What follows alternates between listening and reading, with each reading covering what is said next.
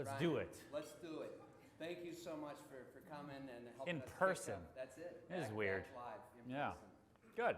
But Ryan, we gotta keep it real because we've known each other for a long time, and everyone sees you out there on TV and doing everything you do. But I know also you started with more humble beginnings. I think in your book you even said you used to dress in Shakespearean garb and eat Jell-O, and when you showed up to the city, things weren't so great, right? Flat broke, maxed out credit cards, maybe. What happened? This is a great way to start this conversation. We're going to start very low, and we're going to work our way up. Okay, good. But good.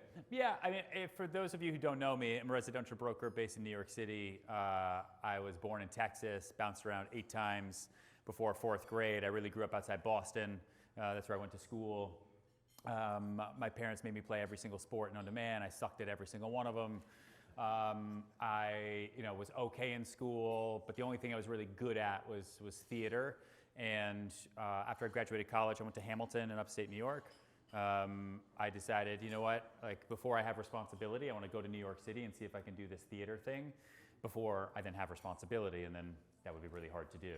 And so I came to New York, and it's really, really hard. It's a hard city to make money in. And I ran out of money so it was 2006, I ran out of money the summer of 2008. And I got my real estate license because a friend told me to. And I had a friend from college who was selling apartments at 20 Pines, or Armani Casa, Shpo was the broker, in the summer of 2008 over Craigslist. And he had like a nice apartment. He had cool suits. He wasn't that smart. I was like, man, if you can do it, anyone can do this, right? New York City real estate has got to be the easiest thing ever. So I got my license, which was relatively pretty simple. And then my first day was September 15th, 2008. So Lehman Brothers filed for bankruptcy that morning. And the benefit for me was I had no money. So I didn't have a stock portfolio I was watching. I wasn't stressed out about the market. I just thought real estate was then really, really hard. And I just started doing rentals, Craigslist, right? Craigslist rentals. I'd meet people at Saks Fifth Avenue. I would totally profile everybody. If you had more than 2 shopping bags, you had money, and then you deserved my card, or you were looking to buy or rent something. And I would look for pregnant women in Starbucks on 49th and Madison. I feel like this is a safe environment for me, right? Yeah, listen, if you're in the residential business, right, it's all about knowing your market. And now when we do buildings, it's all about figuring out who my target market is. But back then, it's I was looking to do, if I could do a $5,000 a month rental, the commission check would be $5,000. I was a new agent, so it would be $5,000. I'd split it 50-50 with the house. It'd be $2,500. My rent was $1,100. My monthly expenses were $400, give or take. I would be rich. And so pregnant women on the Upper East Side in Lululemon pants were always very anxious and really needed extra space. And so those were some of my first clients. Foreigners coming out of Saks Fifth Avenue, people on Craigslist, and then if you were pregnant, I was coming up and asking you if you needed a new apartment. Wow. Bold. So, what also amazed me was, a lot of us first saw you on $1 Million Listing, and even then, it didn't seem like you were a huge broker. I mean, it seemed like you almost sold your way on the, we're rising slowly here, but maybe talk about how you managed to find your way onto that show. Oh, $1 Million Listing did a casting notice in Curbed at the time in the beginning of 2010. So I'd been a broker for a year and a half. And I'd sold a couple apartments, but was kind of trying to figure out what I was going to do. And they put a casting notice out asking for the best agents. I think it was the best real estate agents under the age of 30. And so I just figured that was me. And I went to an open casting call. 3,000 residential brokers showed up at the Hudson Hotel over a couple days. And then they narrowed it down over 10 months. And listen, if you think about, and we talk about this a lot now, your personal brand is not your logo, right? Your personal brand starts with your core identity. So it's who you feel you are inside. That then turns into the perception the world has of you, and that perception then turns into your reputation, because that's what people say about you behind your back. And then your reputation is your personal brand. And so I knew they were looking for the best real estate agents under 30. And so I just said, I'm the best real estate agent under 30. And I told them that's what I was. And they were from LA, and people from LA don't know anything about New York, so they totally bought it. And they followed me around one day. I borrowed a friend's car, a Range Rover. I'd never driven in New York City ever. Which was... didn't hit any pregnant ladies. No, but all he told me was like, listen, this is how you drive in New York. Just go. And so that's what I did. I just went, and they were completely terrified. And I showed an apartment. They got to see kind of what my day was like a little bit. I told every single person I know to call me. I was like, between 8 a.m. and noon, just call me. My mom called me like 10 times and didn't understand why I kept hanging up the phone.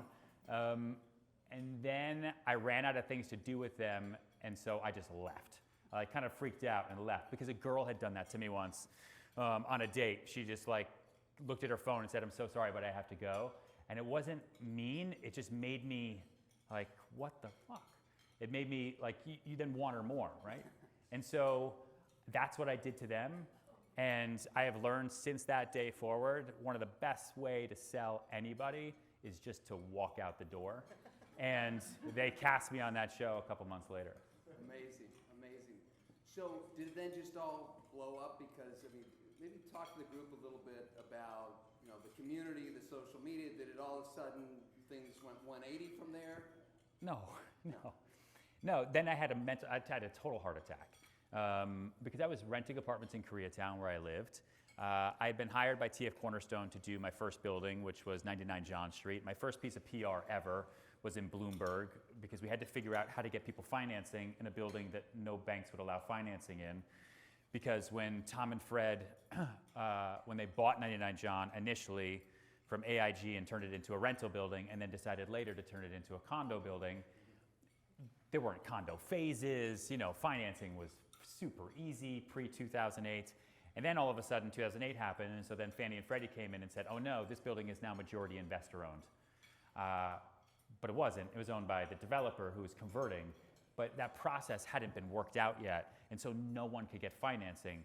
So I had to learn how to get PERS approval in Washington, D.C. to get FHA financing, and we ended up becoming the first condo project in Manhattan that allowed FHA financing, and so we were able to do deals at 3.5% and 5% down. And then when we lost that, then I convinced TF to do sponsor financing at like 5-year notes with a balloon. And so that got me like initial press, and I was 25 at the time, just winging it, trying to figure it out. And so we filmed that whole first season while I was a sales director there, running around trying to show apartments at the same exact time. But the first season didn't come out until the beginning of 2012. And when it came out, I waited for the phone to ring, and no one cared. Like, It's New York. But it wasn't just New York. Like, I was like, okay, so I'm going to be on TV. Everyone's going to call. No one calls who they see on TV. You know, like, it's just not something you do. And so it took a long time for people to then be more comfortable. But what I knew it did is it gave me something else to say on the phone. So kind of the same thing I would say to people in Starbucks or outside Saks, because our office was on 49th and Madison. It gave me that other hook to go to people with and say, oh, also there's this thing. Whether you cared about it or not, it was a way for me to kind of get into the door. And the biggest role it played was in new development, because developers, I found, really had a lot of product to sell, especially at that time. And they wanted the exposure for the product, and they wanted exposure for themselves, because then they could go around and raise money, because they'd be sitting with guys and they'd say, oh, didn't you have that thing? I saw that thing on TV, and it would help them raise money for more projects, which is why you see so much new development on the show now. Yeah. So I'm going to give you, because we started by exposing some of the early years. I want to give you a big compliment because, and to your point about it's not just Hollywood and it sells and everything happens. You know, when we first met through a mutual developer client, and you were already out there and super busy. But he said, no, Ryan is available. He always shows up and he delivers, period. And that's, we've known each other for how long, and that is always the case. When you say you're going to do something, you're here, you follow through. Yeah. I don't know how you do it, how you pack so much stuff in the day, but, I mean, I will, not to cut you off, but I will say, like, my dad taught me one thing, which is, like, when you decide you want to be an adult and a professional, you make decisions based on your commitments. Everyone else, amateurs, everybody makes decisions based on how they feel. So if I make a decision that I'm going to see you at 1 o'clock, or if I'm going to book out my calendar, or if I'm going to wake up tomorrow at 4 to hit the gym, if I'm busy or I'm tired and then I cancel or reschedule, I am now an amateur. And according to my dad, which is burned into my skull, I'm still a little kid. Or I can be an adult and buck up and do what I say I'm going to do.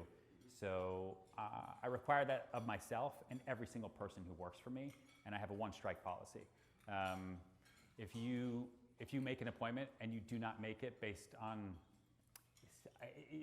how you feel, or you were lazy, or you were tired, or something else, there are a lot of other real estate brokerages that you can work for, but not mine. Love it. Yeah. So talk a little bit about Big Money Energy, the latest book. Y'all have to check it out. What does that mean? And a little bit of a sales pitch there. Why not? Not that you need my help, but talk about that book and how you embodied that and how that helped propel your career. Sure. So I wrote my first book, Sell It Like Serhant, which kind of turned into, so I worked for a firm called Nest Seekers for a long time. I don't know if anyone here has ever heard of it, probably not. But it's still there, even since I've left. And I was there for 12 years, but I had to do everything by myself, right? No resources, no help, nothing. And so I had to figure out like everything, how to sell, how to do, like there's no training, no nothing. And so I created what I called like an agent Bible. And that eventually turned into Sell It Like Serhant, which was the first book, which turned into the television show on Bravo, Sell It Like Serhant, and then turned into the sales course, Sell It Like Serhant, that now I think we're just about 10,000 members in 110 countries. And we started that 2 years ago. But anyway, so that book really opened me up to a whole host of salespeople around the world. And then COVID hit last year, and then I'm not the kind of person that can just sit and do nothing. And so it's like, this is a great time to write this second book, which is really, Sell It Like Serhant was kind of the tool. So for anyone getting into real estate, both commercial or residential, like anything you need to know about how to build a sales career, right? And it's not the individual facts per cities or how to comp, it's none of that stuff. This is how you really structure your life so that you can sell anything, so that you can build this limitless livelihood. And it was very much all the tools. And then Big Money Energy was the idea that I always had of like what I call successful people back when I had no money. When I would go to an event like this and be totally stressed out that everyone has, suits that were tailored and mine was not, and I only had one, and I would see people walk into a room and just feel like they owned it. It's like that person has like amazing energy, and that person has like big money energy. And it was a bit of like, I lived in a 200 square foot apartment at 38 West 31st Street, apartment 1100, like it's still there. And I had to kind of embody that when I had my first sales clients. And the first one I ever had where it really kind of clicked for me is I had a woman named June Shen from China call me on the phone at the office randomly because she saw an ad that I had put up for an apartment that definitely didn't exist. And so she was looking for an investment apartment for her daughter. And I asked her how old her daughter was, and she said, "Oh, look, I'm pregnant." It's like, that is super forward thinking. And she worked in oil and gas, and she was flying to New York and just wanted an investment property, and this was 2009. And my gut instinct, because she told me her budget was a couple million, and I had done deals that were like a couple thousand, was to initially refer it out. Like, I wouldn't know what to do with her. Like, what do I do? I don't know. She's never going to trust me. Who am I? I haven't even really committed to being in this business yet. And then I just sort of looked around my office, and the guy that got me into it was like, wait a minute, like, I can do this. Like, if I tell her I'm the greatest real estate broker in the history of the known universe, like, if I believe that, then it will be true. And maybe it's not true tomorrow, but it will eventually be true. The more I manifest it, right? And I looked around at everybody else that was successful in selling. The only difference, other than the fact that I'm not Jewish and didn't grow up on the Upper East Side, was that they just knew more, right? They were able to call upon their experience, the places they've been, the deals they've done. It's like, okay, so I can memorize all of that. And so where the theater training came in is I used to have to memorize books. And so I spent the entire week waiting for her to show up, just memorizing every block, every street, every building, unit count, architect, developer, who lived in the building, what units closed. I would go into every coffee shop. So she wanted to be on the west side. So I did this from 51st to 71st, west of 9th, basically. So that just in case she was hungry or thirsty, I could walk into a shop or something and say, hey, Bob, and Bob would say, hey, Ryan, because he met me yesterday, but to June, I've been there a lot. And it worked. And she bought apartment 21L at 80 Riverside Boulevard, an Extel building, the Rushmore, for $2.1 million. We negotiated at the St. Regis Hotel at 2:35 in the morning. And I had to go get her McDonald's and fries because here it tastes way better than it does in Shenzhen. And walking out of that deal, you know, after all the splits and everything, my commission check was just over $24,000, and that was 2 years of rent, you know? And I was like, all right, cushion. Everyone in the world is June Shen to me now, and all I have to do is go meet them. And if, you know, we talk about future you all the time, and that goes back to $1 Million Listing too. Like, the best piece of advice I got for a $1 Million Listing was, you know, like Rubenstein PR, if anyone ever worked with them. So Richard Rubenstein told me, he's like, listen, go hard and don't film anything that you don't want more of.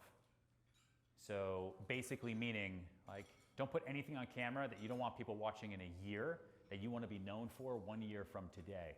And it completely changed the way I think about business and career and life, that you want to put yourself out there living in the future versus just the way you're living today.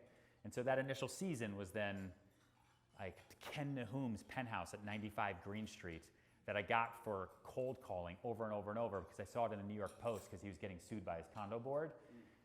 And my pitch to him was, let's put your apartment on the market and let's put it on TV as a total FU to everyone in your board. And he said yes. It's like, great. And that was my first $20 million listing that also didn't sell. And then it just kind of went from there. Yeah. And then Instagram came out in 2013. I don't think I got on it until 2014. And that really is where things kind of changed because it became a visual medium for creating a passive audience and then passive leads. And then video and everything started in 2016. And then the vlog and the rest of that kind of started in 2017, course in 18. And then I blew up my whole life and started my own thing last year. Yes, and I want to get to that shortly, but before we do, I do want to talk about the course because I'm also a proud member, and when I heard you were doing this, I signed up for the pro membership right away, and as you said, it works. James is the best student, by the way. The best, always does his homework. Does his homework. I don't know about that, but no, you gave a real plan. You've got this incredible team that gave a marketing plan of how to get out there. So we've got a lot of young members in the group who are looking to get out there and do it in the right way. Yeah. You know, maybe talk a little bit about how you create that personal brand and how you advise people to get out there. Yeah, sure. So, I mean, what James is talking about is we have a whole platform where salespeople all around the world can, one, learn how to sell, two, do referral deals with agents literally around the world, and three, learn how to build a personal brand. So everything I figured out on how to do on my own, that team is here and then works with you and works with everybody else who's part of the program. And it's really a three-step process. So first is kind of like I was saying, it's really figuring out what your core identity is, which you'd be surprised, people have a really hard time figuring out.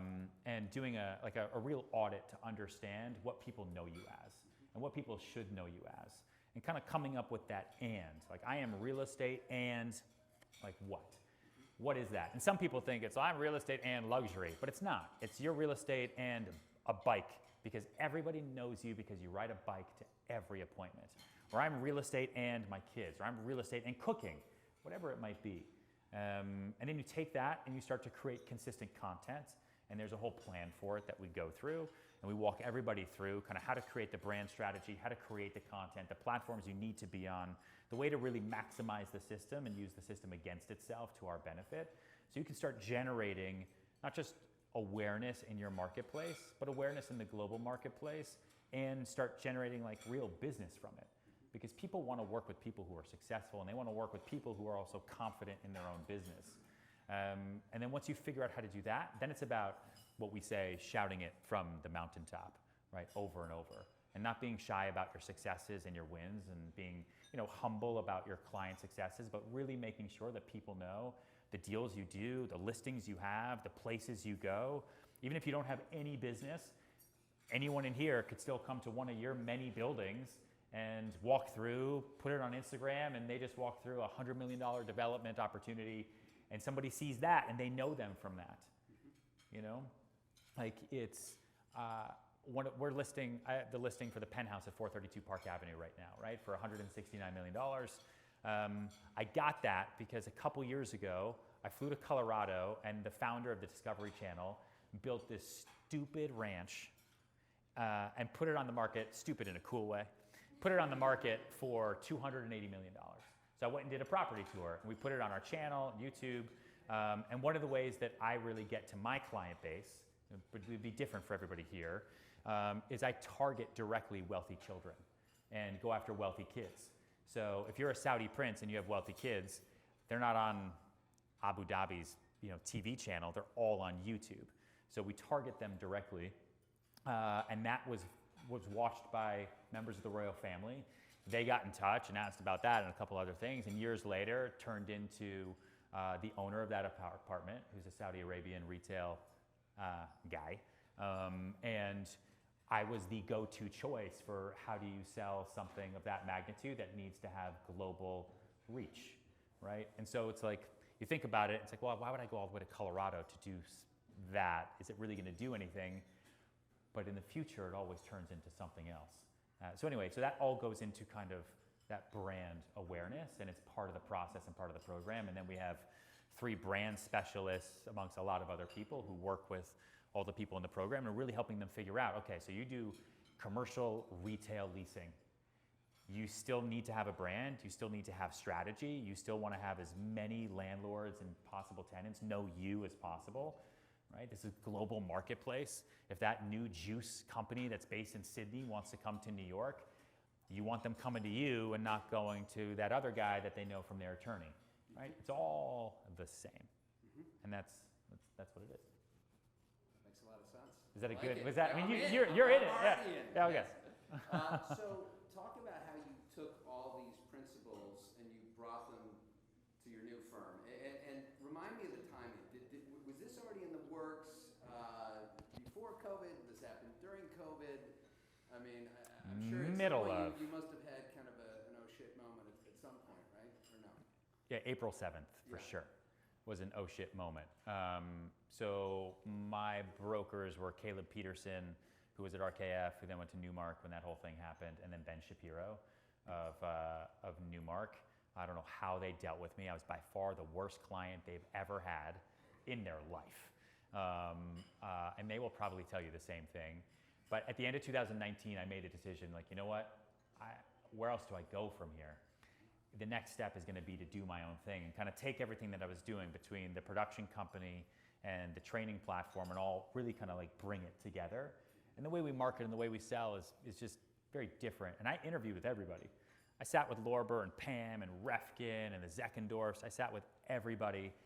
And it just, no place really understood what it meant to sell the way we sell in 2019, 2020, 2021. And I'm very focused on how we're going to be selling real estate to people in 2030. Like whether it's also through video, whether it's on the blockchain, however we're going to be doing it, like we got to put those pieces into motion today versus traditional brokerage, which is once it becomes safe, then we're going to backtrack and figure it out. And I think life is too short to do it that way. And so I really blame every other residential brokerage in this city for forcing me to start my own thing last year.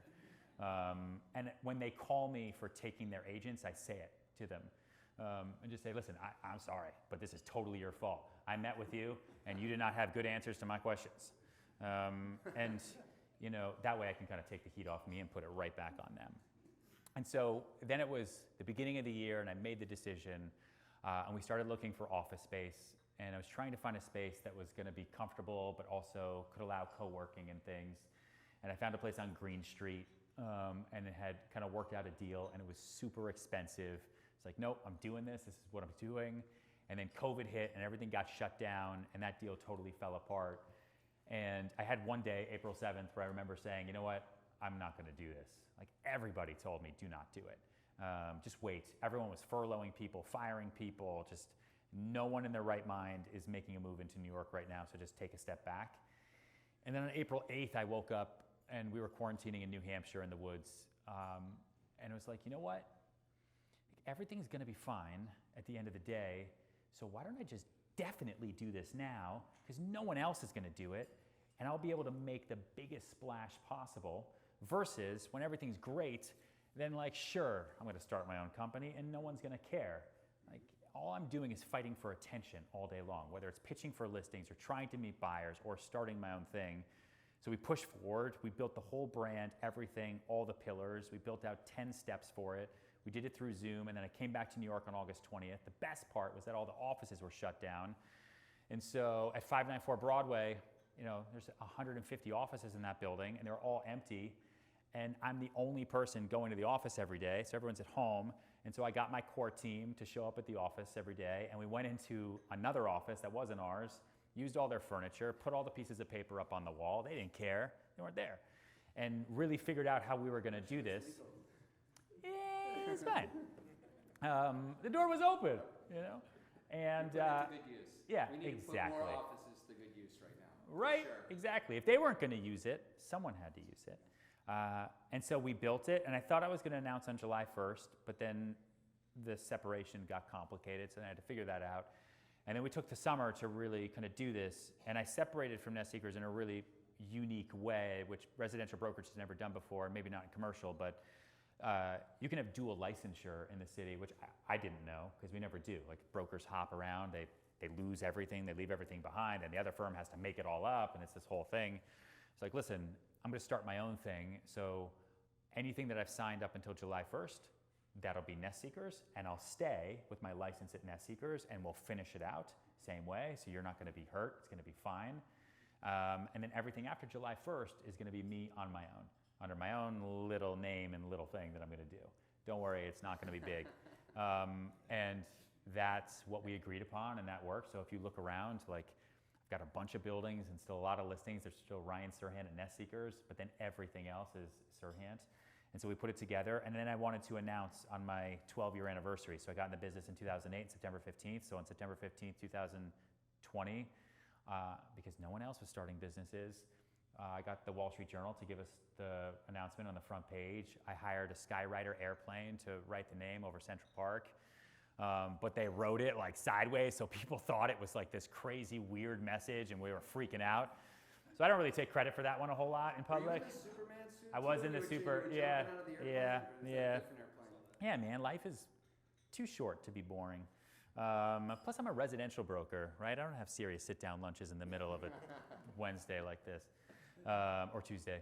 And so, yeah, we announced that day, and it took Department of State a couple weeks to approve us, so we became legal on October 1st.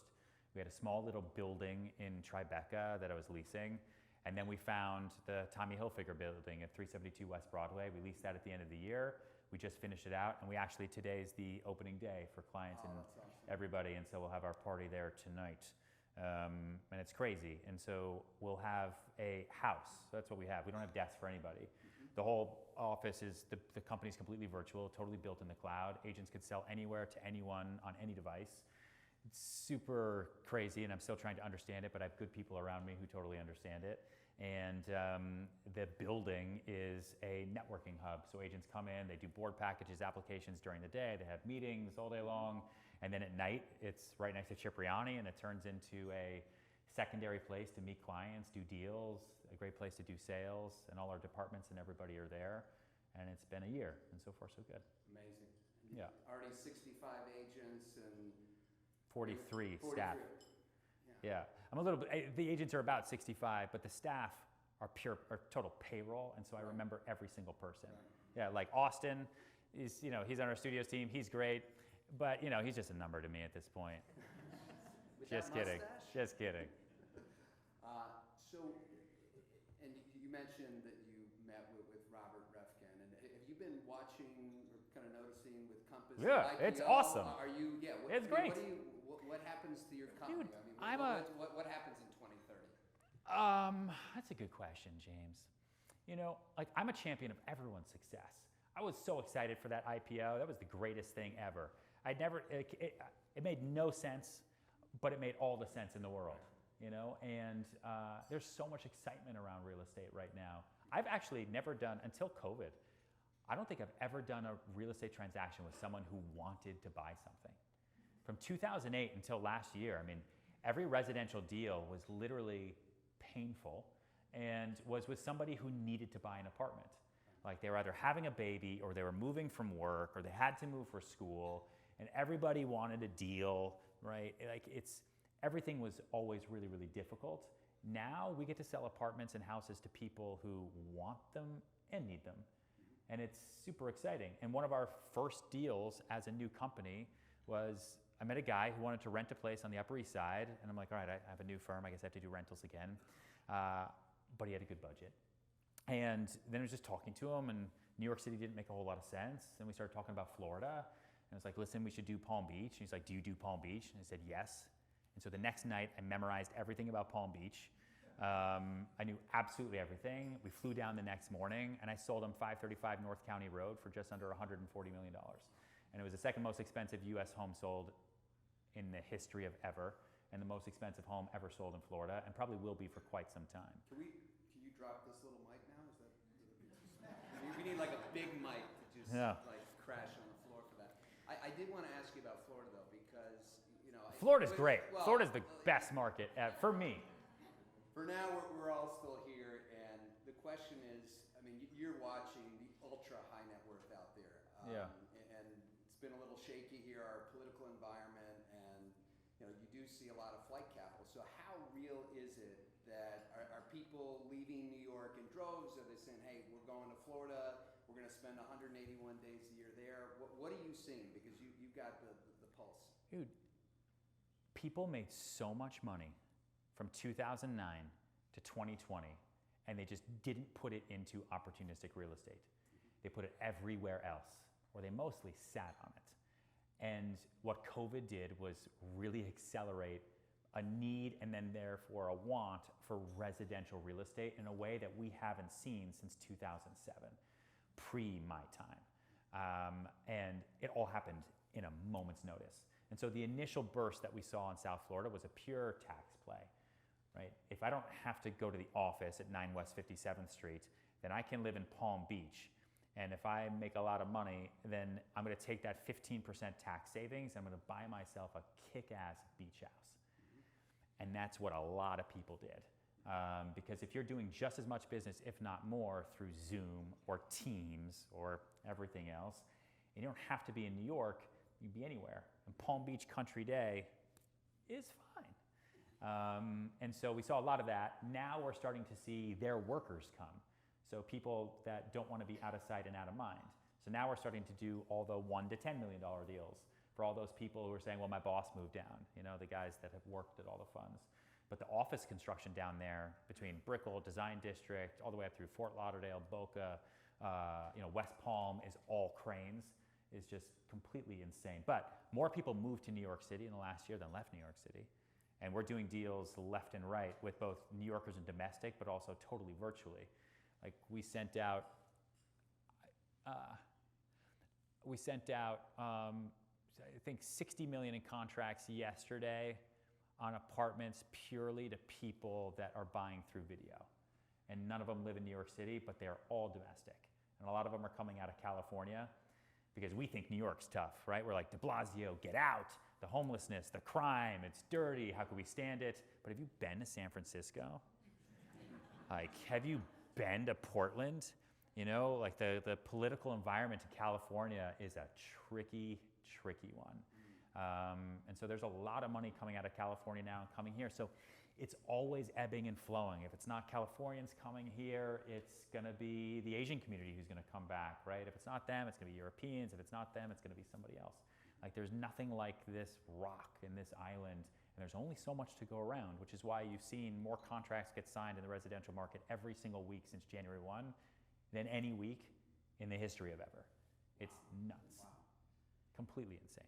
And still, I forget what the stat is. I think if you look at who's actually in the offices right now, if it's 25 or 30%, they're actually there. So most people, I mean, we're all here, we're all working in the office, but you have a lot of people who are virtual doing 1 or 2 days a week. And yet I was speaking to some of our new applicants before the lunch, and they said they can't find an apartment, and the rents are gone. Yeah. More expensive than pre-COVID. So It's what crazy. is driving that? Again, if they don't have to, most of these jobs are still pushing off. Why is everyone coming back now? Because they still like the city, and like you have a yard where you live. Like you gotta like mow a lawn, and like you gotta go to Olive Garden, and like it's like you try to take your wife out of New York City. It works for a short period of time, but man, oh man. And so people have now started to come back, and there's nothing like the energy here and the buzz here, and New York City always comes back. And I sat down with Barbara Corcoran in November, and she told me she sold her company like the day before she signed that contract, before 9/11. And then I guess 10 days later had a meeting with all of her agents at the Pierre. Everyone's crying and it's condolences and it's tough. And she told them, and she was like, you better tell your agents the same thing, 'cause it's gonna happen again. She's like, hold each other, we're all gonna get through this, but just keep in mind, the New York City market is about to come back greater than it ever has ever before, because on every TV around the entire globe is one thing, and that's New York City. And the same thing happened last year, and has happened for now a long time. New York City was the epicenter. And so the deal flow is still there, and people still like the city. People now can just afford to have multiple houses. And so I'm super excited about the trajectory of where we're going. And the best time to buy was definitely last year. The deals we were doing last year were completely covered in blood. And now they're just not anymore. And then the rental market is like, I've never seen a turnaround that fast. I rented my apartment in an hour. Insane. Completely crazy. We took 11 Green, a rental building in Green and Canal. We had pro forma'd that. It's like, it was $10,000 a month per bedroom. Super expensive. It's like, this is gonna take me a year to lease up. 33 apartments. We rented the whole thing in like 40 days. We had to do price increases. It's crazy. We have a new building right now in Williamsburg, 510 Driggs. We send out like 2 contracts a day on the sales side. Brooklyn Point with Xtel, which was my first new development with the new firm. And I give Gary a lot of credit for calling me and saying, hey, you're doing this thing. I want to be your first project, right? And then he gave a quote to The Real Deal that said that this was a big step up for Ryan, and I will. And so I framed it, and it's in my office. And we send out a contract a day at that building. Yeah. It's crazy. So people are definitely coming back, and the high end is incredibly active. But the rental market has gotten so overheated because there's a fear of the future. People are saying, okay, I need to come back, but I don't know where I'm going to be next year, and life, and this, and Delta, and I mean, have you watched Anderson Cooper? We're all going to die. So, but I got to rent something. What was this last year? This was like $15,000 a month. What's it now? 15th? Fine. And it's just like complete insanity. Yeah. So we're going to open up to questions in a minute. So my last question for you is, look, you do it all. You've got your brokerage business, you've got the course, you've got the shows, you've got the podcast, you've written 2 books, and yet you're there for your family as well. So how do you take us through like a typical day, if there is even such a thing, and how do you manage to balance everything? I think if you asked Amelia, I don't know if she'd tell you that I'm like totally there. But it's a negotiation, right? I think, and I talk to a lot of pro members, who have the same problem everywhere. And I tell them, like, listen, every relationship lives and dies on expectations, whether it's a buyer or a seller or a developer or your wife or your husband. If you don't set appropriate expectations and have clear, honest, and concise communication, you're gonna have problems. Like if I forget to send an update to a seller for 10 days because nothing's been going on, in their mind, I don't care about them, I don't love them, I'm ignoring them because I'm too busy. But in my mind, we're doing everything we can, there's just no market for it right now, or there's just no inquiries. But to them, I hate them. And so, with Amelia, I said, I'm gonna put everything I absolutely have into building my business right now while I have it and have the opportunity. And so 2 nights a week, Monday through Friday, I'm home in time to put the baby to bed. Whether the baby wants me to or not is a totally different story. And then Saturdays are for the baby unless there's something incredibly, incredibly important. And then we try to at least 1 night a week go out to dinner together, just the 2 of us, and find a new place or something. We just moved to Brooklyn super weird, and are trying to like go out and figure it out, even though we sell so much Any there. tats yet or no? No tattoos yet. No tattoos. And that's the deal. And that way expectations are set. Like I know people will tell me a lot like, well, all right, well that's too regimented. You're not living your life, Ryan. It's about the journey and not whatever. But I completely disagree.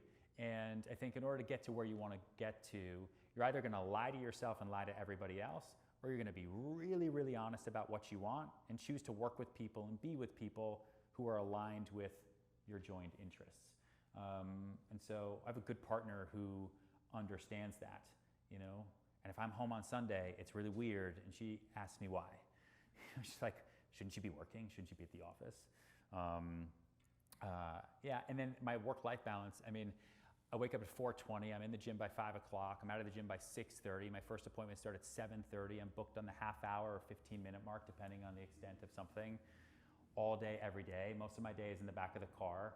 I've had the same driver for 8 years. I got him and got the car way before I could ever afford him, but I like to invest in my future, and I knew that if I got him and got the driver, I would be able to make the money back with the deals that I could do by not being in the subway. And that proved true.